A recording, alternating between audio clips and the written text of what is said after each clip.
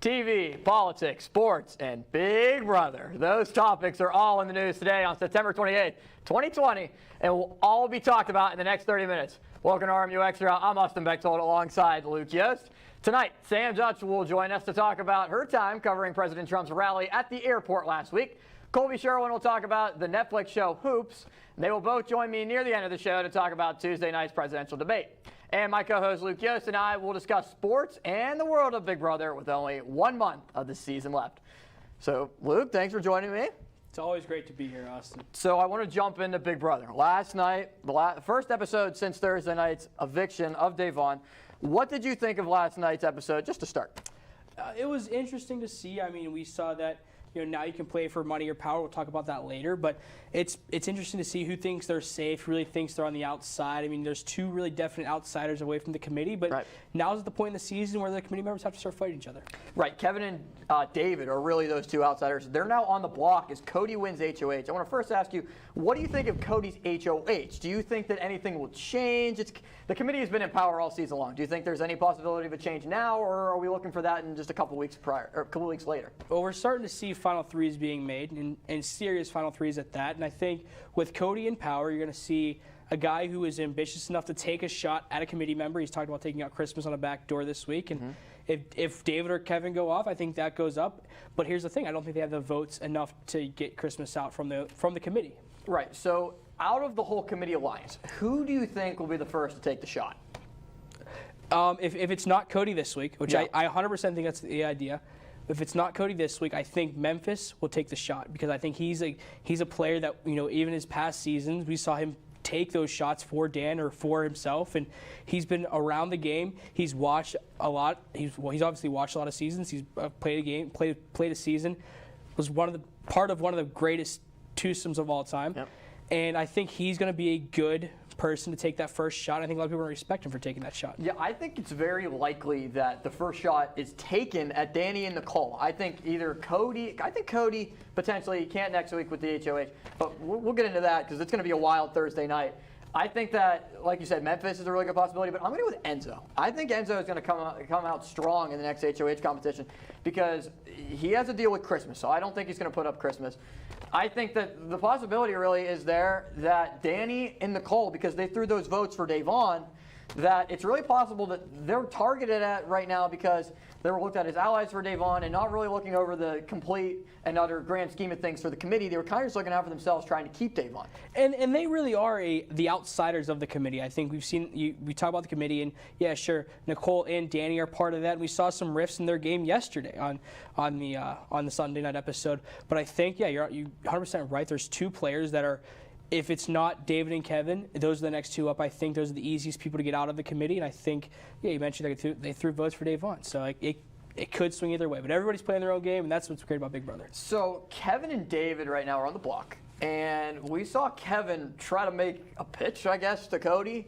And he said, if you put me on the block, I'll just take it as complete disrespect. And flat out basically said, you will not get my jury vote. What do you make of that gameplay? I mean, I don't think it's very smart. On what, Kevin's part or on Cody's part? On Kevin's part. I mean, it's an incredible thing to think about, but I think, in my perspective, I don't think, right now, if the game ended today, I think Cody might win the game, because I think he's played phenomenal. Yep. He really doesn't have any blood in his hands yet. I mean, obviously, nobody's really taken a shot at the committee. Everybody's kind of just been picking off the people who have been outside the house and on the outside of the committee. But yeah, I think Kevin saying that, I wouldn't be worried if I was Cody, but if I was Kevin, yeah, 100% be completely worried about that. Dr. Will is the Big Brother neighbor. And basically, just a new twist. Dr. Will's up there next to the backyard. I don't really know what to make of it. We really haven't seen him yet. We didn't see him in Sunday night's episode. But Thursday night's episode coming up is going to be a triple eviction for the first time ever. It's going to be wild. I'm yet to see how they're going to do it on live TV, but it's going to be great. It's going to be 2 hours. It's going to be kind of crazy, but very quickly, would you go for the power or would you go for the prizes? Oh, money all the way. Because if you're not going to win, have some money. You kind of saw Tyler and Danny kind of go for both, the money and power. What's wrong with that? I would do the same thing. But for the latest news, arts and entertainment, and sports that are going on around campus, make sure to check out RMU Century Media, and you'll be able to find out what's going on campus and all the news going on. Find it on Twitter, Facebook, and Instagram to stay up to date on what's going on. Coming up after the break, RMU-TV's own Colby Sherwin will join me to discuss thoughts on the Netflix show Hoops. You don't want to miss what he has to say. Stay tuned here on RMU Extra. I am totally a hot person. Right, guys? Thanks for being honest. They're a little bit of a lot of things, but they're all pure love. Adopt pure love at theshelterpetproject.org. Multiple studies have shown that marijuana can slow both driver reaction and response time, which can be really dangerous. He's here. He's here. Wait. What? I can't drive. Why? I'm high. Oh.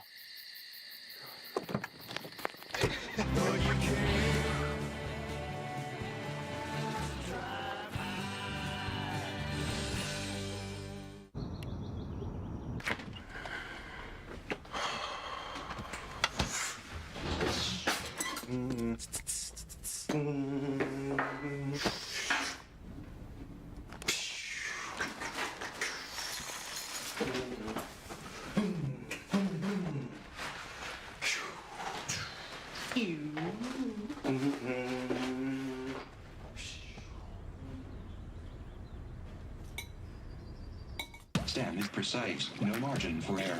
Dare to forget that. Dare to have fun with it. Get weird with it. Dare to send those old STEM theories flying past the neighbor's house into outer space. Dare to program something internet-breaking, record-breaking. Dare to blow their minds. Dare to learn the difference between sedimentary and metamorphic rock. Go find those rocks. Dare to keep daring. Dare to STEM. Check out She Can STEM to get started. Welcome back to RMU Extra. Colby Sherwin joins me now to talk about the Netflix show Hoops that he recently watched, and he wants to tell us all about it. So, Colby, first, thanks for joining me. Thanks for having me. So I want to first ask you, what do you like about the show Hoops? Well, so I'm a very big basketball fan, and I was watching The Office one day with my family, and there was a preview for the show. It was Hoops, and it was just about basketball, so I decided to watch it. So who's your favorite character on the show? My favorite would have to be the main character. His name is Ben Hopkins. He's played by Jake Johnson. He's basically just a really bad basketball coach who's trying to save his job, and the series kind of follows that. So what has been your favorite episode that you'd say so far? So far, my favorite episode would be the second to last one. It's episode 9. It's basically, there's a coaching conference in Cincinnati, and Ben just tries to get there, and he just can't. He misses the bus. He then has to take a ride with his ex-wife Shannon to get to Cincinnati. Their car gets stolen from them. Like, it's a really good episode and some really good inside basketball jokes. So you mentioned that you saw a preview for the show when you were watching The Office. Is there anything else that really drew you in to watch the show? I really like the star of the show, Jake Johnson. He was in that Spider-Verse movie. He was like one of the Spider-Man in that movie, and he had a preview on it on his Instagram, and it looked pretty interesting to me. And then I said before, I really love basketball, and it looked like it was a really great show. So we see a lot of TV shows that are usually mirrored, or people try to copy. Is there anything that you would compare this TV show to? I would say it takes inspiration from South Park and like Family Guy, that kind of adult cartoon that you don't really want your kids to watch, obviously. That's kind of what I would think it looks like. So how would you describe the acting? Is it like South Park? Does it mirror that? I would say it's pretty good voice acting. Sometimes you can tell that they were like in a recording booth, they weren't next to somebody. So there are kind of times where it's not that good, but other than that, it's pretty good acting. So us in TV really value the writing of how a show is, put together. So how would you say that the writing is on the show, and do you think it's of good quality?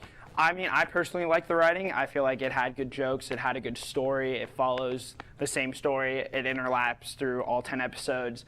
And then I feel like they have the good jokes in there, and then it has a little bit of sports in there, so it's something for everybody. So hearing what you said about season 1 of the show, it seems pretty fascinating. What are you looking forward to in season 2? So there's a bit of a spoiler here. I'm not going to say, obviously. Ben kind of messes something up. I kind of want to see how he fixes that. And then there was something with Shannon and his assistant coach, Ron, that kind of happened. So I kind of want to see how they figure that. And then he kind of messes another thing up with his dad. So I kind of want to see how Ben kind of solves these problems that he put himself into. So do you have any predictions, without giving away like the main plot of the show before anybody would watch it, any predictions for what you want to see in season 2? I kind of want to see them focus more on his relationship with his team. He's kind of like a jerk to them. He's kind of one of those coaches. He's one of those like, rough coaches yeah, that don't really like to take no for an answer. Yeah, he kind of like berates them. So I kind of want to see if that affects them, because in season 1 they weren't very good. So if he were to change his coaching style, or if he just continues that, I'm interested to see what happens. So finally, could you see this becoming a popular Netflix show like we've seen with BoJack Horseman? It really depends. It's kind of a niche audience with sports fans. If enough people watch it, then I think, yeah, it obviously could. But I don't know if it's really going to be popular as BoJack Horseman. Like, people who don't have Netflix know that show. Yeah. Well, Colby, I want to thank you for coming on. It was a really interesting topic. Thanks for having me. I appreciate it. Are you a passionate RMU Colonial sports fan? You should. We have just the place for you. Colonial Sports Network is your home for everything going on in Robert Morris Athletics, from Joe Walton Stadium to the UPMC Event Center, the softball and soccer fields, and over to the Island Sports Complex. The writers and video crew at CSN will always keep you updated with the latest news as RMU transitions to the Horizon League and the football team moves over now to the Big South. So, coming up after the break, Sam Dutch will be joining me to talk about her experience covering President Trump's rally at the airport on Tuesday. You definitely will not want to miss what she has to say. So stay tuned here on the new RMU Extra.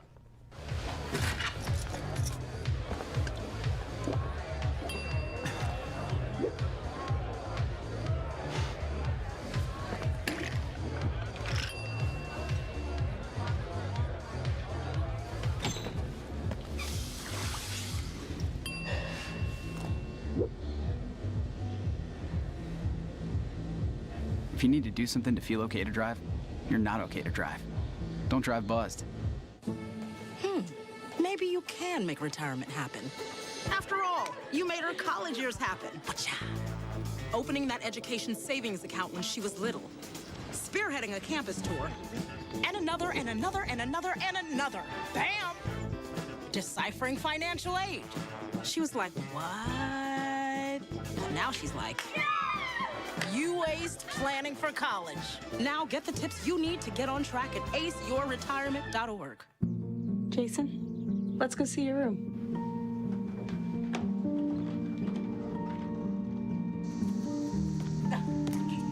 That's not right. How is it? Is it good?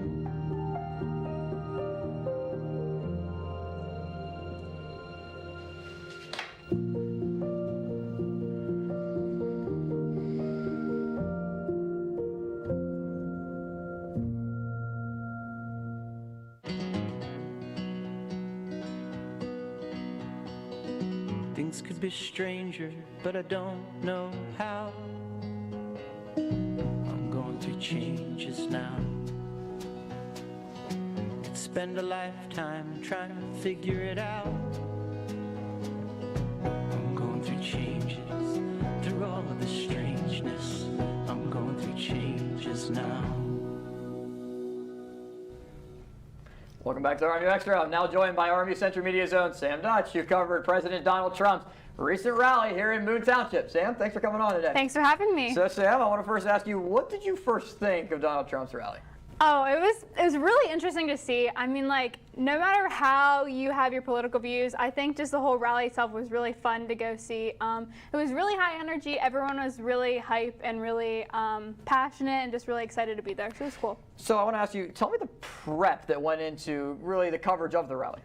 Yeah, so we had to get like approved to be press. So we had to apply for like the rights to go. And then we had to be there at noon to set everything up. The rally didn't start till 7. We got there around noon, and then we left, came back at 3. Yeah, so a lot of time went into it, and just a lot of setup went into it. So give me a rough estimate. How many people do you think were at the rally to support President Trump? It seemed like a whole sea of people, but in reality, I would say it's about like a couple thousand people were there, all gathered. Pretty close. So what was your role? I know we saw you on RMU Central Media's Twitter account covering the rally. Were you just giving updates on what was going on? Yeah, I guess my title was the social media talent. So I was trying to be on like camera, just giving brief updates of what was going on. And then during the rally, I kind of took over like camera work and just doing that to cover Donald Trump. So as a freshman, how do you think how did it feel to you being a freshman and being able to cover such a great event like that? Yeah, it was just like, to me, like such a huge kind of honor and opportunity to even be there and to like be alongside so many talented people that already have like careers lined up, already have so much knowledge. I just learned so much that day. So what would you say would be the coolest moment of the whole entire night? The coolest moment, honestly, for me was just where we were, being amongst like CNN, Fox, like being amongst all these huge names. And then seeing Trump come in on Air Force One was a really like unique thing. Just seeing the president in general was cool. So being a member of the press, we know that you have to be there in, pretty early time advance of whenever the president's speaking. How long would you guess to say that from when you had to first set up to the end of the rally, you had to be there?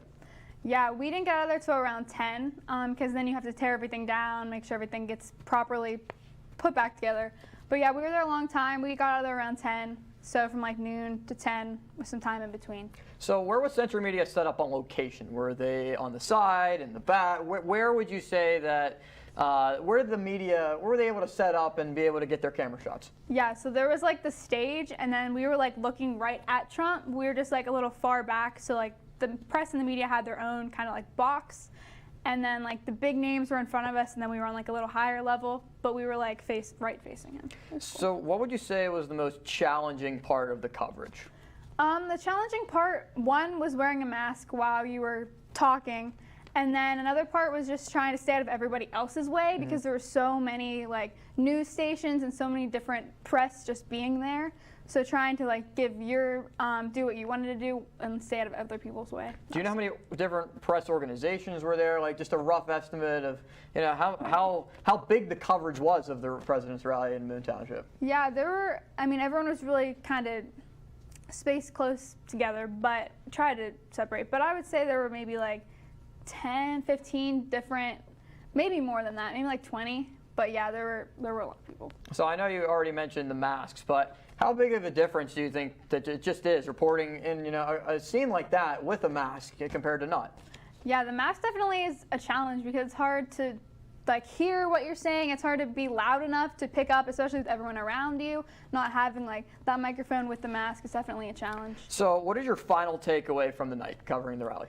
My final thing is that I thought it was a really cool experience, especially I like just got out on campus like a month or two ago. I haven't been here that long. So just being exposed to that right away was really helpful, and it really made me just excited to be here. Always great to jump in right away. Sam, I want to thank you for coming on. Thank you for having me. Sharing your experience at the rally. So do you like what you see so far from tonight's lineup here at RMU Extra? Make sure to watch us every Monday night at 7 p.m. along with the rest of the RMU-TV lineup. RMU Live Mondays at 1 p.m. RMU Tonight and Sports Talk in the Bird rotating every Wednesday at 5 p.m. Colonial Sports Center Thursdays at 9:30, and RMU Focus at 1 p.m. every Friday afternoon. Up next, Colby Sherwin will be back with Sam and I to talk about Tuesday night's presidential debate that's coming up. Stay with us here on RMU Extra. We'll be back in 2 minutes.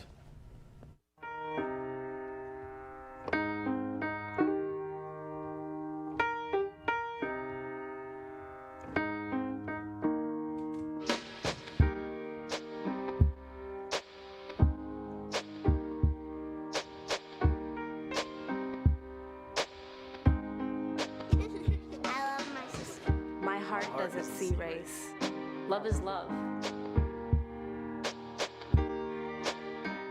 What are you doing in there? What's that? I wouldn't do that. What are you doing? What are you looking for?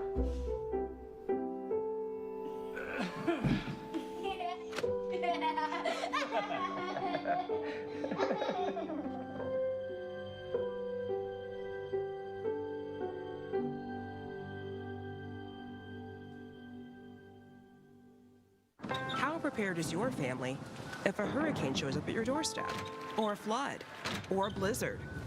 You can't just turn away a natural disaster.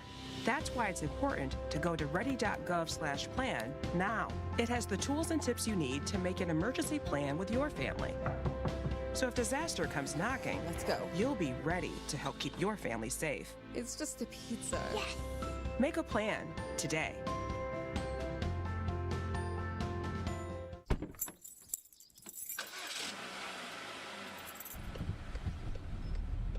Welcome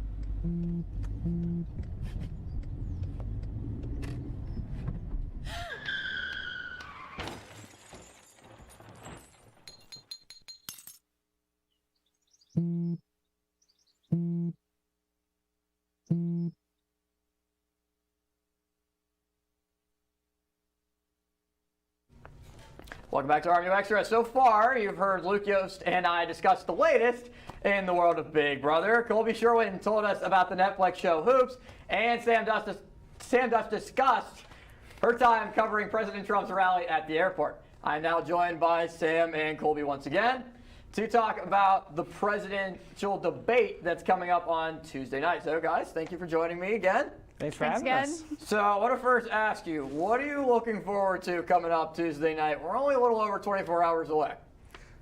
You can go first if you want. Oh, I'm really excited because like I feel like up until this point we haven't seen them interact like at all, and it's just really going to be like cool to see the two of their personalities like bashing into each other. That'll be fun. I'm definitely excited to see the personalities. I don't think you can have more different personalities out of two presidents. Or candidates. You have Donald Trump, who's more outgoing. He like reads the room. He knows what he wants to say. And Joe Biden's kind of like a quiet person. He hasn't done much campaigning. So to me, it's going to be an interesting debate. Yeah, I think that's definitely part of it. Just the differences in Trump just being loud and on Twitter a lot, and just his personality of just, he's really outgoing. And Joe Biden has just really been relaxed, hasn't really talked to the media much, and it's just, that's kind of the approach that he's been taking. So what issue do you want to hear the candidates talk about most coming up on Tuesday night? To me, the number one issue I definitely want to hear is about the coronavirus pandemic. How is this next president or current president going to handle it? Because let's face it, it's still here. It's still in America. We have 7 million cases, and we definitely need to do something because what's happening isn't working. Yeah, definitely the coronavirus, and I'm also really interested to see how they'll talk about all the riots and all the protesting that have been going on and what they'll both say about that. Yeah, I think that'll be really interesting. Same with like healthcare and what the two of them will have to contribute to that. Yeah, I think it's definitely going to be interesting. I saw a feature 60 Minutes did that said about the border wall. Some parts of it's kind of not going very well. It's kind of falling apart. So I think that'll definitely be an issue that Biden will try to hammer Trump on, as Trump was a big advocate for the wall. So I want to first ask, how do you think Biden will do, and then how do you think Trump will do? Sam? Biden, I'm really interested to see how he will do because first of all, just the way he talks is just very slow. Yeah. And Trump, I feel like, will just be always on him, to try to get under him, to try to say, just kind of attack him almost. I feel like Trump will be kind of more attacking towards Biden. I feel like Biden will just kind of be chill like he is. So, yeah, I'm interested. What do you think, Colby? I'm definitely interested about Joe Biden's kind of mellow, kind of slow-speaking personality because that could play well into a debate. I don't know about this particular opponent. It might not be the best thing because Donald Trump is a person who, if you slip up or if you say something wrong that he knows the facts on, he's going to hammer you home about that. So if I'm Joe Biden, I'm kind of careful about that. The thing with Donald Trump is if Joe Biden can get him talking really fast and saying stuff that he wants people to believe, that might be an issue, but I'm definitely interested to see what happens. Yeah, I think in a debate, it's definitely going to be, I think Trump's approach of just being, just his personality is probably what's going to give him the definite advantage in the debate coming up Tuesday night. So, Colby, tell us about RMU Radio. What's going on with there? For the latest discussions in news, sports, and entertainment, check out RMU Radio. You can find popular shows like Where's the News and Baldwin and the Berg, hosted by you, Austin. Yeah. You can hear live sports broadcasts through the Radio FX app. Download the app on your phone or other devices. Support the student-run media here at Robert Morris. If you can't catch our radio shows, you can go download the Podbeam app by your phone or mobile device and listen to versions of the show. It is the best way to get on and get the media where you go and support and your thoughts live. So, coming up after the break, Luke Yost will be back with me to discuss what you should be watching coming up this week. Don't change the channel. We'll be back in 2 minutes. My bad. Can't high-five. All right. When you adopt a shelter pet, you discover all the things that make them unique. And your mother and fur. I am totally a hot person. Right, guys? Thanks for being honest. They're a little bit of a lot of things, but they're all pure love. Adopt pure love at theshelterpetproject.org. Multiple studies have shown that marijuana can slow both driver reaction and response time, which can be really dangerous. He's here. He's here. Wait. What? I can't drive. Why? My. Oh.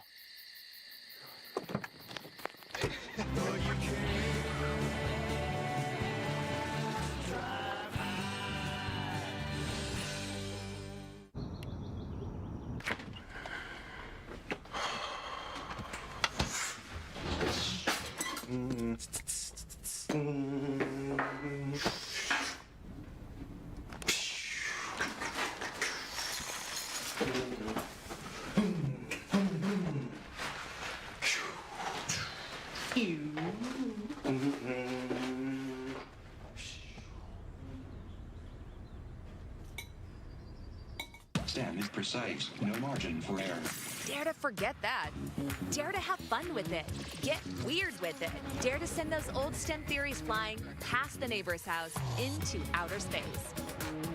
Dare to program something internet-breaking, record-breaking. Dare to blow their minds. Dare to learn the difference between sedimentary and metamorphic rock. Go find those rocks. Dare to keep daring. Dare to STEM. Check out She Can STEM to get started. Welcome back to RMU Extra. We had a wild weekend in sports with the end of the MLB regular season, the NFL season going to week 3, and also college football and the NBA and Stanley Cup finals starting up and wrapping up. So I'm now joined by Luke Yost to discuss everything that's going on in the world of sports. Luke, thanks for coming back. Thanks for having me back again for the sports segment. But yeah, big week in sports this week. LeBron James will face his former team, the Miami Heat, in the NBA Finals. LeBron went to the Heat in 2010, won a couple championships in South Beach, but this time he's with the Lakers. Heat, Lakers, that starts on Wednesday. We'll take a look here at the Stanley Cup. Game 6 is tonight. The Tampa Bay Lightning have the shot to win the Cup for the first time. Their second game, they have a shot to win the Cup. They got beat last time in overtime, back-to-back overtime games. The Steelers are 3-0 for the first time since 2010. They went to the Super Bowl that year, lost to Green Bay, however. The Browns are 500 for the first time after are above 500 after week 3 for the first time since 2011. That's pretty surprising. A solid year for them that year, 8-8. Russell Wilson this year, big year so far, 14 touchdowns in 3 games. He's rolling up there in Seattle. And Seattle Storm, another Seattle team, the WNBA playoffs for the second time in 3 years. They won in 2018 and won in 2010, and it was 2004. More news in the NFL. Nick Foles replaced Mitchell Trubisky as the starter for Chicago after Foles came back against the Falcons yesterday. Right. Falcons having a terrible year. Do you think that's going to stay? Halftime. I think it will. Matt Nagy made it pretty clear in his press conference. And also former Ravens safety Earl Thomas, according to Adam Schefter, most definitely will sign with the Houston Texans by the end of the week. He's a 7-time Pro Bowl and a Super Bowl champion, a great addition to any defense. Yeah, we saw rumors that Doc Rivers is out as the head coach of the Clippers. That's, I would say, a little surprising, especially bringing in Kawhi and Paul George. I guess I understand it from the point of view that they had all that talent, they expected to win. They really were the favorites to win the NBA championship this year. So I guess I wouldn't be that surprised, but that kind of presence in your locker room, like Doc Rivers, it's kind of surprising whenever you have to replace him to try to find someone as quality and as capable that he is.